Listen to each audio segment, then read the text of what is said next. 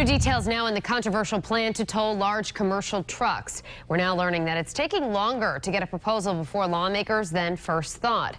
The earliest legislators could vote on a toll proposal could be next month, and that's a change from what was proposed when the session began 2 weeks ago. Target 12 investigator Tim White interviewed the Senate president on this week's Newsmakers and is here now with the details. The timing of any bill is largely out of Senate President Teresa Paiva-Weed's hands. She's made it clear that after last year's fiasco, she wants the House to take first crack at any RhodeWorks legislation.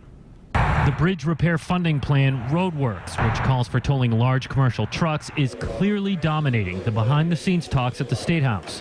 Where the discussion has been around is how do we finance that. Senate President Teresa Paiva-Weed says she expects tolls to be part of the legislation, but thanks to an influx of federal money, the state will use a different kind of borrowing called a Garvey bond, which she says should ease concerns that truck tolls would later become tolls on regular passenger vehicles.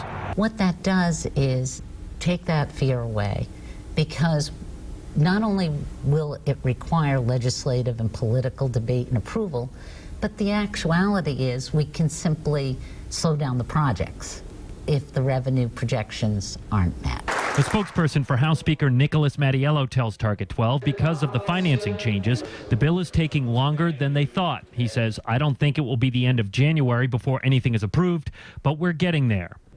The Rhode Island Truckers Association, of course, continues to oppose any toll plan. They point to a study they conducted which says that toll revenue will be much less than the governor's office predicts. They say part of the reason is because truckers will simply avoid going through Rhode Island. With the Target 12 investigators, Tim White, Eyewitness News.